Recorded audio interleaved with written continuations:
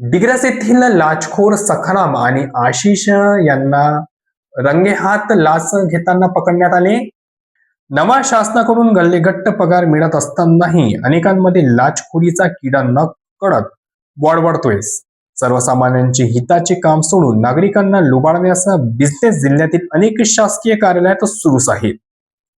पुन्हा एकदा 2 अधिकाऱ्यांनी स्वतःसह विभागाची अनुवेशीवर टांगली असून फेरफारासाठी 5,000 रुपयाची लाच रंगेहात घेताना एसीबीने अटक केली आहे. ही कारवाई मंगळवारी 3 फेब्रुवारीला डिग्रस भूमी अभिलेख कार्यालयात दुपारी करण्यात आली.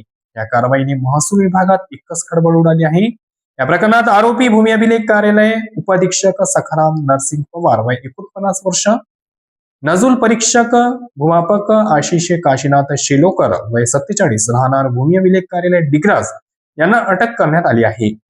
या प्रकरणातील महिला तक्रारदार यांच्या सासऱ्यांनी त्यांची मालकीची मालमत्ता तक्रारदार व त्यांच्या पत्नीस बक्षीसपत्राद्वारे दिली होती. सदर बक्षीसपत्रानुसार मालमत्तेचा फेरफार करून घेण्यासाठी तक्रारदार यांनी आवश्यक कागदपत्रे भूमी अभिलेख कार्यालय डिग्रस येथे आरोपी आशिष शेलोरकर यांच्याकडे सादर केली. त्यावेळी त्यांनी तक्रारदार यांना उपअधीक्षक सखाराम पवार यांची भेट घेण्यास सांगितले. त्यानंतर तक्रारदार यांनी उपअधीक्षक पवार यांची भेट घेऊन फेरफार करण्याची विनंती केली असता त्यांनी या कामासाठी 5,000 रुपयाची लाच मागितल्याचा आरोप तक्रारदार यांनी केला.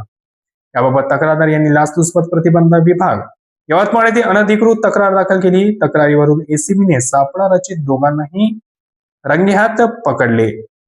3 फेब्रुवारी रोजी पडताळणीत ही कारवाई करण्यात आली. या पडताळणी दरम्यान आरोपी आशिष शेलोरकर यांनी फेरफार करण्यासाठी स्वतःसाठी व उपअधीक्षक यांच्यासाठी एकूण 5,000 रुपयाची लाच स्वीकारण्यास मान्यता दिली.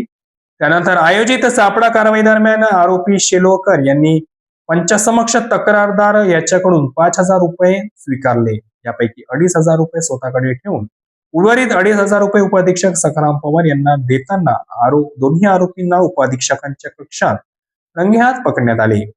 अर्धे तुम्ही अर्धे आम्ही असे म्हणत लाचखोर दोघांनाही तुरुंगाची वारी घडणारे हे मात्र निश्चित आहे.